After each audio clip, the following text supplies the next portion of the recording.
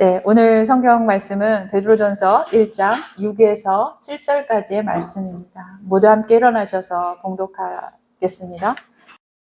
그러므로 너희가 이제 여러 가지 시험으로 말미암아 잠깐 근심하게 되지 않을 수 없으나 오히려 크게 기뻐하는도다. 너희 믿음의 확실함은 불로 연단하여도 없어질 금보다 더 귀하여 예수 그리스도께서 나타나실 때 칭찬과 영광과 존귀를 얻게 할 것이니라. 네, 할렐루야. 주님 찬송합니다. 복된 주일입니다. 주님 감사합니다. 우리 이렇게 아름다운 예배당에서 저희가 예배를 드릴 수 있는 게 이리 감사할 수가 없어요. 모든 것이 주님의 은혜예요. 그렇죠? 네, 우리 함께 인사 나눠볼까요? 예수님의 이름으로 사랑하고 축복합니다. 네, 저희 몇 번 계속 말씀드립니다. 우리 성도님들 입술에 능력 있어요. 축복하시고 받으시고 감사합니다. 은혜와 평강이, 주님의 은혜와 평강이 우리 성도님들 머리와 영혼육에 넘치시기를 오늘 아침 축원합니다. 감사합니다. 오늘 부른 찬양 참 좋죠. 예. 요즘 이거 찬양 만드신 성경민 목사님, 예, 작사 작곡한 찬양곡 많이 부르는 것 같아요. 요즘 유난히 많이 들려오죠. 참 은혜롭습니다. 심지어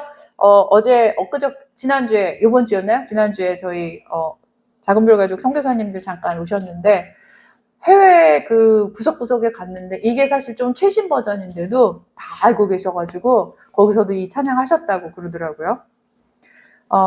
얼마 전에 오늘 이 찬양곡을 쓴 송경인 목사님의 이야기를 제가 읽었어요.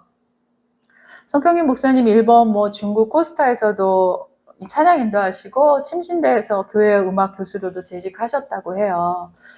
모든 것이 은혜라는 책을 내셨는데 읽으신 분도 계시겠지만 그 책의 내용을 잠깐 나누어 드리겠습니다. 오늘 마지막 부른 우리 찬양 감사 찬양 데살로니가전서 5장 18절 말씀을 한 1년 정도 묵상하시면서 만든 가사라고 해요. 감사가 이렇게 충만한 상태에서 감사라는 곡을 글을 쓰신 거예요. 근데 이 곡을 작곡하실 즈음에는 이 손 목사님의 상황이 정말 모든 상황이 너무너무 안 좋으셨다고 해요. 찬양하시는 분이시잖아요. 그런데 성대가 망가져서 손을 쓸 수 없을 정도로 심각했대요. 그래서 수술을 받아야 할 수밖에 없는 상황이었대요. 강의도 사역도 모두 멈췄어요. 찬양하시는 분이 이 성대 수술을 한다는 게 얼마나 어렵고 힘든 마음이셨겠어요. 수술을 앞두고 병원에 입원해 있는데 그때 마침 또 둘째 아이가 폐렴으로 병원에 입원합니다. 그때 사모님 바로 아기 셋째 출산하자마자 몸을 추스리고 산후조리 할 여력도 없이 아이 때문에 병원에 같이 그 입원한실에 들어가 있고 그때 또 어머님 또 다른 병으로 수술하시고 이런 일들이 한꺼번에 다 힘든 일이 한꺼번에 온 거예요. 너무너무 힘드셨대요. 그래서 모든 상황 속에서도 어떤 상황에도 범사에 감사해야 한다는 것은 알고 있었지만 그래서 그 말씀을 붙들고 이 감사 찬양을 작사를 했는데 이렇게 모든 일이 한꺼번에 오니까 얼마나 힘드셨겠습니까? 몸도 마음도 너무 지쳐서 병원 주차장에 가서 혼자 그 차 안에서 낙심의 마음으로 울고 있으셨대요. 그때 오늘 저희가 불렀던 감사 찬양이 차 안에서 흘러나옵니다. 그때 이제 자신이 작사, 작곡한 가사가 들리기 시작해요. 오늘 숨을 쉬는 것 감사, 나를 구원하신 것 감사, 내 뜻대로 안 돼도 주가 인도하신 것 모든 것 감사, 내게 주신 것 감사, 때로는 가져가신 것도 감사, 내게 고난 주셔서 그 뜻 알게 하신 모든 것 감사, 항상 주 안에 있음에 감사, 참된 소망 주심도 감사, 나 같은 사람도 자녀 삼아 주신 것도 감사, 주님 감사해요. 여기까지 온 것도 은혜입니다. 나를 사랑하신 주 감사. 이 가사가 이제 노래가 들려왔대요. 때로는 가져가신 것도 감사라고 고백해서 이 가사를 썼는데 나는 왜 그렇게 살고 있지 않는가라는 생각이 들으면서 회개의 마음이 들었다고 말씀하시더라고요. 나도 아이도 살아 숨쉬고 있는데 왜 낙심했지? 지금도 인도하고 계신 하나님 계신데 왜 낙심했지? 왜 지금까지 인도해 주신 거 다 잊어버리고 지금 현재 상황만 보고 낙심했지? 회개의 마음이 들어서 이제 그 자리에서 회개의 눈물을 흘리십니다. 주님 앞에 감사를 찾으려고 노력하지도 않고 환경만 보고 힘들다고 낙심했던 것을 회개해요. 그리고 이제는 이 가사대로 살겠습니다 라고 고백하셨답니다. 달라진 건 없었어요. 여전히 목소리는 나오지 않았고요. 아이는 아프고 어머니는 수술해야 되고 이 모든 상황은 변한 것은 없어요. 하나님께서 변화시켜 준 것은 본인의 심령이라고 고백했어요. 환경은 그대로인데 사람이 변한 거예요. 환경만 보고 낙심하던 사람이 아니라 주님을 먼저 바라보고 감사를 고백하는 사람이 되었다고 말씀하세요. 그때서야 이제 감사할 제목들이 보이기 시작했대요. 목소리가 나오지 않지만 다른 곳이 건강하니까 감사. 아이가 아프지만 치료받을 수 있어서 감사. 어머니가 수술하지만 수술 이후에는 건강을 바라볼 수 있으니 또 감사. 이런 감사들을 하나하나씩 발견해 나가면서 그동안 자신이 불평과 월망했던 그 마음들이 모두 감사로 바뀌고 이 마음들이 떠나갔대요. 이제 낙심의 눈물이 흘리던 그곳은 감사의 눈물을 흘리는 곳이 되었어요. 은혜의 장소로 바뀌었어요. 현실은 바뀐 것이 없었어요. 그러나 그 자리, 그곳에서 본인의 심령이 변화되면서 은혜의 자리로 바뀌었습니다. 어려운 가운데 감사를 찾으려고 하면 감사할 것이 참 많아요. 많다는 말씀이겠죠? 이 목사님의 이야기를 들으면. 우리의 삶은 어떠십니까? 사랑하는 성도님들의 지금 상황과 현실은 어떠신가요? 사실 저는 요즘 감사가 없어졌었어요. 우리 성도님들 상황을 알기에 언제까지 이런 시련과 고난의 시간들, 고통을 주실지 너무너무 마음이 아팠어요. 아파하면서 기도 아닌 넋두리가 되었고요. 주님께서 계속 왜요? 라는 이런 넋두리의 질문만 하게 되었어요. 점점 감사가 없어지고요. 저 역시 이런저런 상황들로 낙심과 낭망의 마음이 가득했었습니다. 감사가 사라지면 온통 마음이 힘들어져요. 하루하루가 힘들어집니다. 감사가 없어지면. 예전에 어떤 성도님이 제가 이제 함께 기도해 드릴 때 감사할 것이 없는데 어떻게 감사해요? 저한테 그렇게 말씀하셨던 적이 있어요.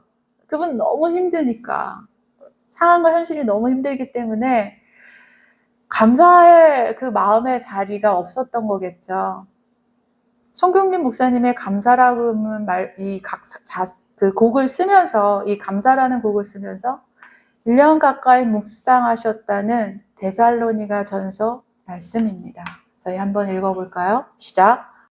항상 기뻐하라. 쉬지 말고 기도하라. 범사에 감사하라. 이것이 그리스도 예수 안에서 너희를 향하신 하나님의 뜻이니라. 항상 기뻐하라. 쉬지 말고 기도하라. 범사에 감사하라. 이것이 그리스도 예수 안에서 너희를 향하신 하나님의 뜻이니라. 저는 이 말씀이 굉장히 좋았던 적이 있어요. 교회 다니시는 분들, 교회 좀 다니셨다는 분들은 이 말씀 액자나 뭐 이런 굿즈 같은 거 많이 보셨을 거야. 말씀 넣어 놓으신 거. 그래서 예전에 저도 이거 말씀으로 된 거 스티커도 막 붙이고 핸드폰에도 붙이고 그렇게 핸드폰 배경화면으로도 하고 막 그랬던 적이 있어요. 이 말씀이 저는 좋았거든요. 근데 요즘 제가 이 말씀을 다시 읽는데 이게 정말 가능한 일일까? 문득 그런 생각이 들었어요. 너무 힘든 시간, 어려운 시간을 지나고 있는 사람들에게 이 성경 말씀을 할 수 있을까? 나는 이렇게 할 수 있을까? 라는 의구심이 생겼어요. 네, 100번 양보하겠습니다. 정말 양보 100번 양보해서 쉬지 말고 기도하라? 뭐 어느 정도 여기까지는 이해하려고 한다고 쳐도 어떻게 항상 기뻐할 수 있을까? 기뻐하는 것이 유익이다라도 아니에요. 항상 기뻐하라 라고 하잖아요. 이거 명령형이에요. 항상 기뻐할 수 있는 상황이 아닌데 기도하라도 아니에요. 기뻐하라가 먼저 명령으로 하고 있잖아요. 우리는 항상 기뻐할 수 있을까요? 우리 항상 기뻐할 수 있을까요? 오늘 본문은 이렇게 말합니다. 그러므로 너희가 이제 여러 가지 시험으로 말미암아 잠깐 근심하게 되지 않을 수 없으나 오히려 크게 기뻐하는도다. 너의 믿음의 확실함은 불로 연단하여도 없어질 금보다 더 귀하여 예수 그리스도께서 나타나실 때에 칭찬과 영광과 존귀를 얻게 할 것이니라. 조금 쉬운 번역으로 다시 한번 볼까요? 여러분은 마지막 때에 나타나도록 예비된 구원을 얻기 위해서 믿음을 통해서 하나님의 능력으로 보호를 받고 있어요. 제가 5절을 함께 넣었습니다. 그러므로 여러분이 여러 가지 시련으로 잠시 근심할 수밖에 없지만 그래도 여러분은 크게 기뻐하고 있습니다. 시련을 겪은 순수한 믿음은 불로 연단하여도 없어질 금보다 더 귀하여 예수 그리스도께서 다시 오실 때 칭찬과 영광과 존귀를 받게 됩니다. 이렇게 말씀하세요. 하나님은 죄인에게 찾아오셔서 긍휼을 베풀어 주셨어요. 그 크신 긍휼은, 그 은혜는 전적으로 하나님의 사랑의 은혜였어요. 예수님께서 이 일을 위해서 십자가 죽음과 부활을 우리에게 주셨습니다. 그렇게 우리는 하나님께서 베풀어 주신 은혜로 구원받게 되었어요. 다시 오실 예수님 그날까지 우리는 구원을 이루어가는 삶을 살아야 합니다.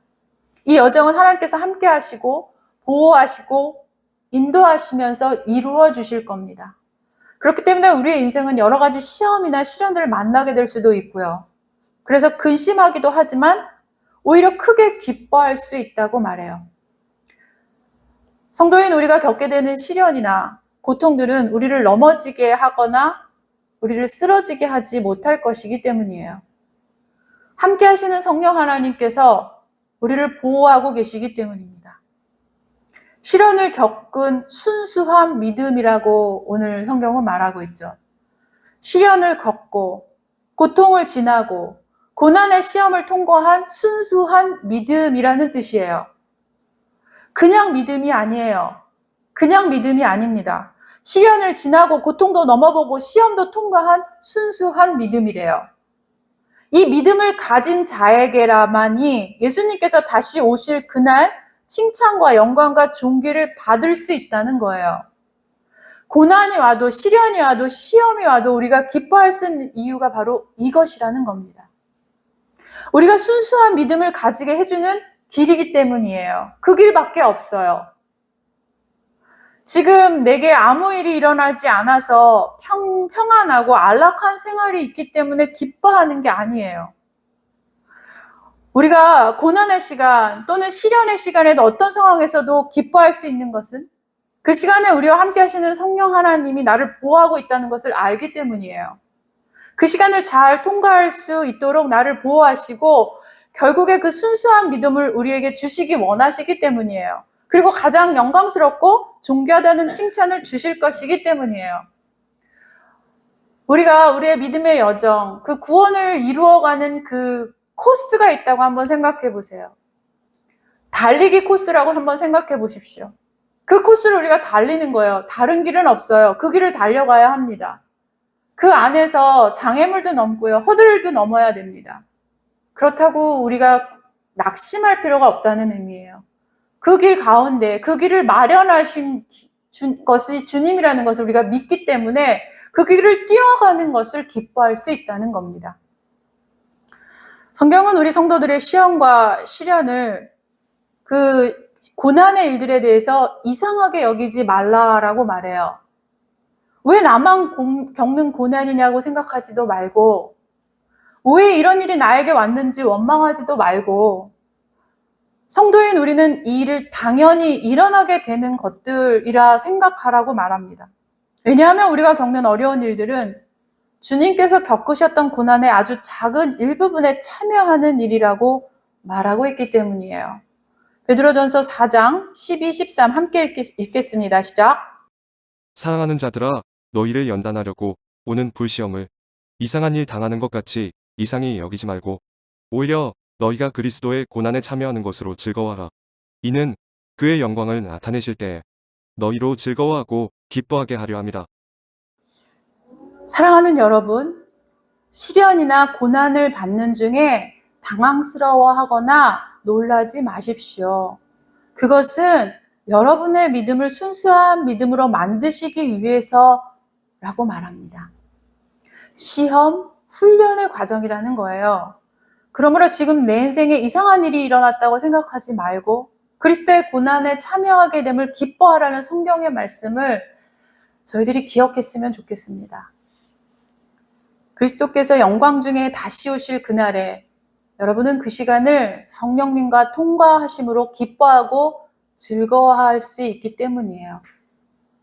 고난 가운데에서 우리가 기뻐할 수 있다고 성경은 말합니다. 항상 기뻐하라 라고 말합니다. 참고 견디라가 아니에요. 기뻐하라 입니다. 어려운 일, 힘든 일이 내게 일어났을 때 당하거나 이상한 일이라고 낙심하지도 마시고 그 일을 통과하시고 스스로 믿음을 시험하시기 원하십니다. 저는 요즘 들어서 그런 생각 참 많이 합니다.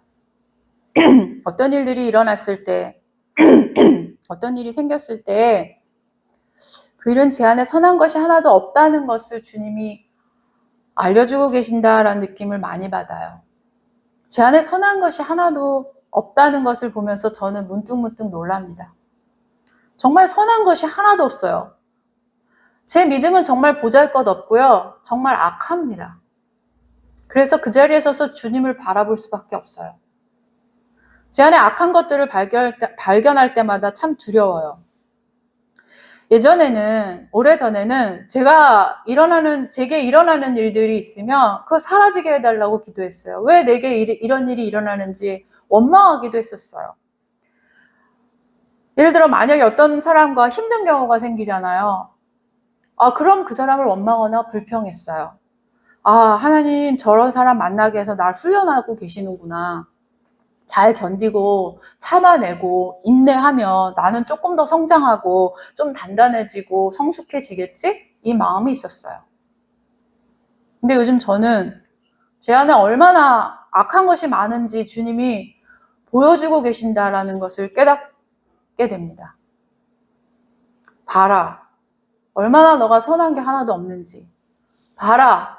이렇게 더럽고 악한 것이 아직도 남아서 찌꺼기로 네 안에 가득한지 봐. 이렇게 말씀하시는 것 같아요. 근데 이게 주님께서 나를 사랑하는 방법이라는 것을 저는 믿습니다. 주님이 저를 사랑하시기에 제게 이런저런 일들을 만나게 하시고 계속해서 더러운 부분들을 보게 하시고 저를 씻기고 계신다는 것을 깨닫습니다. 그래서 저는 물론 힘들고 어렵고 괴롭지만 그 가운데 감사를 찾으려고 노력합니다.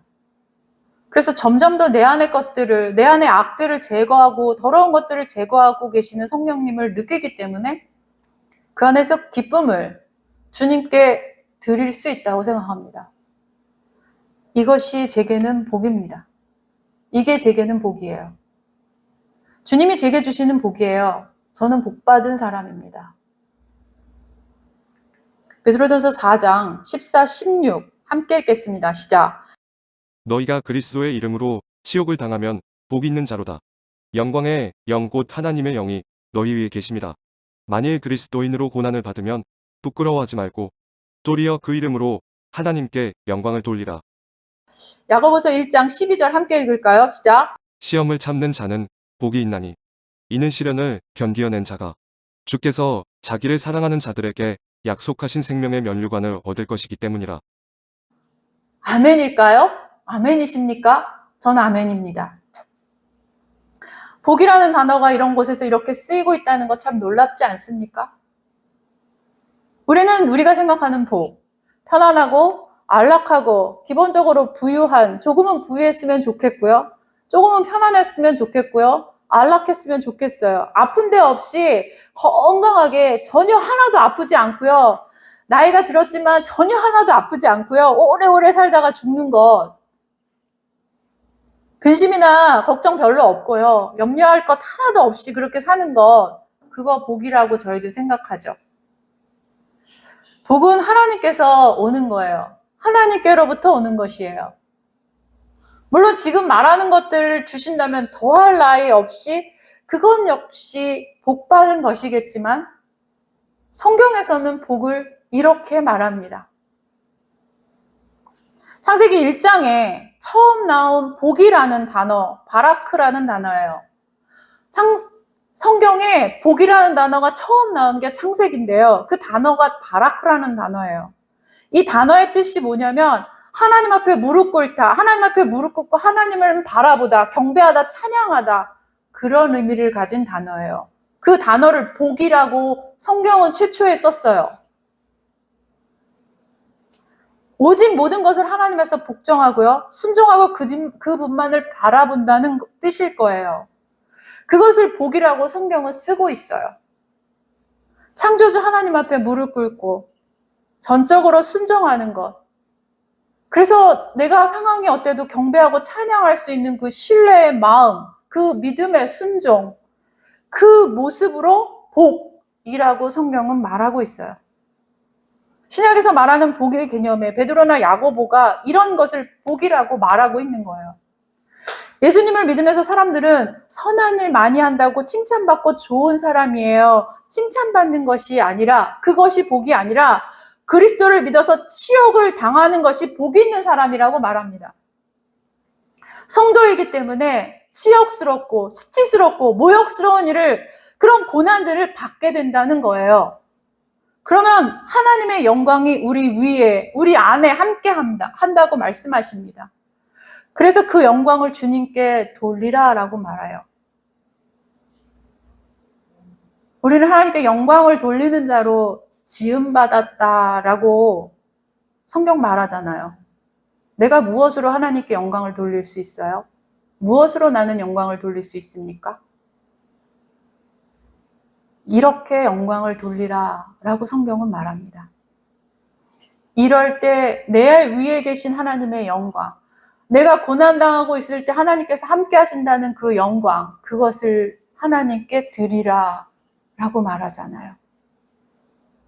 시험을 참는 자가 복이 있답니다.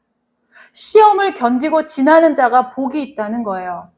시험이 왔지만 그 시간에도 하나님 앞에서 자신을 사랑하시게 주셨다는 것을 전적으로 신뢰하며 믿고 무릎 꿇고 확신의 마음으로 경배하고 찬양 드리는 것이 복이라는 거예요. 사랑하는 사람에게 주시기 원하는 생명의 면류관을 주시기 위해서 그 시험은 지나야 한다는 거예요.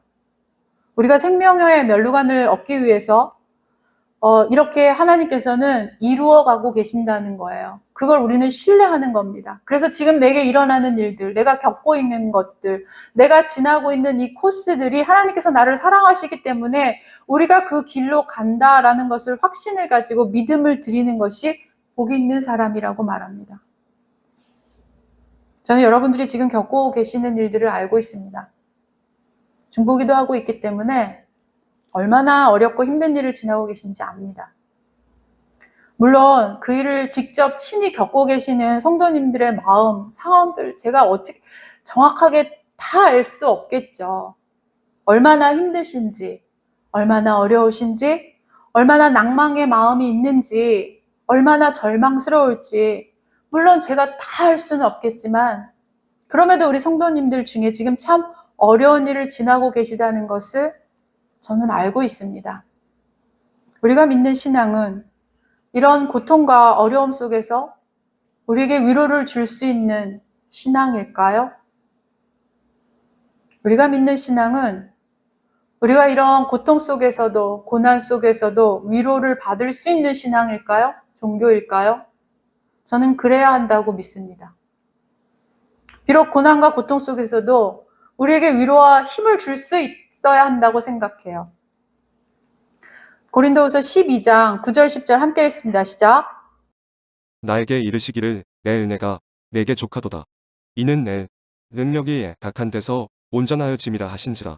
그러므로 도리어 크게 기뻐함으로 나의 여러 약한 것들에 대하여 자랑하리니 이는 그리스도의 능력이 내게 머물게 하려 함이라. 그러므로 내가 그리스도를 위하여 약한 것들과 능욕과 궁핍과 박해와 곤고를 기뻐하노니 이는 내가 약한 그때에 강함이라. 우리의 고난과 고통의 시간은 나의 약함을 깨닫게 되는 때예요. 내가 어쩌지 못할 상황이 오히려 기뻐할 일이라고 성경은 말하고 있습니다. 주님의 능력이 나타나게 되는 시간이기 때문이에요. 나의 약함, 나의 못남, 나의 힘듦, 이 모든 것들을 오히려 자랑하고 그것을 기뻐할 수 있는 것은 그때 예수 그리스도의 능력이 내게 머물 수 있기 때문이에요. 능욕당하고 궁핍해지고 가난해지고 공고해서 말할 수 없는 어려움이 있다고 해도 기뻐할 수 있는 것은 그때에서야 비로소 예수 그리스도의 능력이 강하게 나타나 보여주시기 때문입니다. 내 힘이 아니라 오직 예수님의 능력으로 내게 일어나고 있는 일들을 하나하나 감찰하시고 내게 이 이로운 이 일들로 인해서 만들어 가시는 나의 그 구원을 이루어 가시는 그분의 인도와 능력을 믿기 때문이에요. 우리가 사망의 음침한 골짜기를 다닐지라도 해를 두려워하지 않을 수 있는 이유가 무엇이에요? 주님이 그 시간에 주님의 지팡이와 막대기로 우리를 보호하시고 인도하신다라고 성경 말씀하시잖아요. 그러면 나를 치려고 했던, 나를 공격하려고 했던 그 수많은 적들, 어둠들을 악한 자들 앞에서 하나님께서는 내 앞에 잔치상을 차려주시고 내 머리에 기름을 부어주시고 존귀하고 영화로운 존재로 세워주신다라고 성경은 말하고 있잖아요. 우리가 고난 중에도 고통 중에도 시련 중에도 위로와 힘을 받을 수 있는 것은 주님이 나와 함께 하신다, 나를 보호하신다, 인도하신다 믿기 때문이에요. 하영조 목사님 이런 말씀을 하셨어요. 내가 원하는 것을 가진 것이 다 복이 아니다. 하나님 앞에 살며 그분의 뜻을 아는 것이 진정한 복이다. 어려움이 오면 많은 사람들이 인내하지 못하고 주님을 떠나버리거나 실족하거나 믿음을 잃어버립니다. 예전에 어떤 분이, 제가 들은 이야기입니다. 어떤 분이 교회 다니시는 분인데 암에 걸리셨대요. 평소에 신실하셨대요. 그렇게. 근데 그분이 큰 병에 걸리자 자신의 병을 낫게 해주실 것을 믿고 기도합니다. 정말 열심히 기도하십니다. 매일 성경을 읽고 매일 기도 자리 가고 매일 예배 자리에 가고 근데 그 병이 낫지 않았어요. 그런 기적이 일어나지 않자 이분 하나님 나한테 어떻게 그럴 수가 있냐. 하나님 왜 나한테 기적을 주지 않았냐. 원망하고 화를 내며 성경책을 다 찢어버리셨다는 이야기를 제가 들었어요. 마음 아픈 이야기입니다. 근데 우리는 이 이야기를 통해서 좀 깊이 생각할 수 있지 않나요? 내가 원하는 것을 주지 않으신다고 내가 복이 없는 것이 아니에요. 하나님께서 그것을 통해 주시려는 뜻을 아는 것이 진정한 복을 가진 자라는 것입니다. 그래서 어려움 속에서 인내를 배우고 온전히 주님의 자녀가 되라고 말씀하세요. 야고보서 1장 내 형제들아 너희가 여러 가지 시험을 당하거든 온전히 기쁘게 여기라. 이는 너희의 믿음의 시련이 인내를 만들어내는 줄 너희가 알미라. 인내를 온전히 이루라. 이는 너희로 온전하고 구비하여 조금도 부족함이 없게 하려 함이라. 아멘. 시험이 오면 온전히 기뻐하라 라고 성경은 말하고 있습니다. 우리가 항상 기뻐할 수 있는 것은 그 어려운 시간 속에서도 더 깊이 예수님을 만나고 느낄 수 있기 때문이에요. 예수님이 우리와 함께 하신다는 것, 이것이 우리가 가장 기뻐해야 할 가장 큰 이유이기 때문이에요. 말씀을 마무리합니다. 항상 기뻐하라, 쉬지 말고 기도하라, 범사에 감사하라. 이것이 그리스도 예수 안에서 너희를 향하신 하나님의 뜻이니라. 성도인 우리는 세상과 구별된 자예요. 우리가 크리스찬입니다 라고 하는 것은 세상과 구별된 자입니다 라고 말하는 것이에요. 세상과 우리가 다르게 구별된다는 것은 어떤 것이 있을까요? 우리가 성도입니다. 우리는 하나님의 자녀입니다. 우리가 다르다라고 구별된 것. 우리가 그들과 다른 것은 무엇이 있어요? 술, 담배 하지 않는 거요? 강도, 도둑질 하지 않는 것일까요? 세상과 성도가 다른 점은 바로 이런 거예요. 고난 속에서 항상 기뻐할 수 있는 것. 함께 하시는 예수 그리스도로 항상 기뻐할 수 있는 것. 그리고 예수님이 내 안에 계시기 때문에 쉬지 않고 그분께 기도할 수 있는 것. 그분과 함께 그분의 뜻을 알아가며 내 삶을 하루하루 살아가는 것. 그래서 내 삶에 일어난 모든 것들에 감사할 수 있는 것입니다. 이것이 성경에서 말하는 하나님의 뜻이에요. 하나님께서 나를 지명하시고 자녀로 삼으시고 뜻을 품으셨어요. 예수 그리스도 안에서 우리는 항상 기뻐하고 쉬지 말고 기도할 수 있고 범사에 감사할 수 있어야 합니다. 그것이 하나님께서 내게 향하신 뜻이라고 말씀하십니다. 하나님께서 나를 이 땅에 지으시고 하나님의 자녀로 부르신 뜻이 바로 이것이에요. 하나님이 나를 품고 계획하신 게 바로 이겁니다. 내 삶에서 완전하게 이루어 가실 일이 바로 이거예요. 우리의 평생은 이걸 이루어가는 삶을 살아가는 겁니다. 이것을 우리가 이루어가는 삶을 살아가야 합니다. 사랑하는 여러분, 우리가 어려운 일을 당할 때, 시련이 왔을 때, 고난 중에 어떻게 항상 기뻐할 수 있을까요? 여러분들 오늘 말씀을 들으시고 여러분들이 항상 기뻐하는 여러분들 되시길 정말 진심으로 축원합니다. 이 말씀이 삶에서 이루어져 가는 여러분들 되시길 축원합니다. 기도하시겠습니다. 주님, 여러 가지 시험으로 말미암아 저희가 잠깐 근심하게 되지 않을 수 없으나 오히려 크게 기뻐하는도다라는 말씀을 기억하겠습니다. 예수님이 계시기에 우리가 시험이와도 기뻐할 수 있습니다. 고난과 시험을 통과한 믿음이야말로 순수한 믿음이라고 하셨습니다. 우리에게 순수한 그 믿음을 주시기 원하셔서 인도하시고 보호하시며 그 길에서 역사하시는 주님을 믿습니다. 마지막 그날에 주님께 칭찬과 영광과 존귀를 얻게 하신다 말씀하십니다. 우리가 고난과 시련 가운데 항상 기뻐할 수 있다는 것을 배웠습니다. 주님께서 우리를 온전하게 이루어 가심을 믿기 때문에 우리가 기뻐할 수 있습니다. 그래서 늘 주님 앞에 기도하며 범사에 감사할 수 있습니다. 우리가 감사로 세상을 살아가며 기쁨으로 매일을 살아가게 하시옵소서. 시험을 참는 자가 복되다 하셨습니다. 주님을 믿는 성도이기에 겪게 되는 치욕스럽고 어려운 일들을 겪는 것이 복되다 하셨습니다. 우리는 복된 자들입니다. 복된 자로 살아가겠습니다. 주님 감사합니다. 복을 주시고 복된 자 되게 하심에 감사합니다. 나의 약함 속에서 주님의 강함을 삶에서 드러내 보여주시고 또 보여주실 것을 믿습니다. 그 삶을 우리는 살아감으로 복되고 기쁜 자들입니다. 우리의 삶은 세상에서 주는 것들과 다른 복을 가지고 기뻐할 수 있는 자들입니다. 예수님, 나의 구주 되어 주셔서 정말로 감사합니다. 우리 구주 예수 그리스도의 이름으로 기도합니다. 축도함으로 예배를 마칩니다. 우리 구주 예수 그리스도의 은혜와 하나님의 크신 사랑과 성령의 교통하심이 성도들의 머리 위에 이제로부터 영원토록 함께할지어다.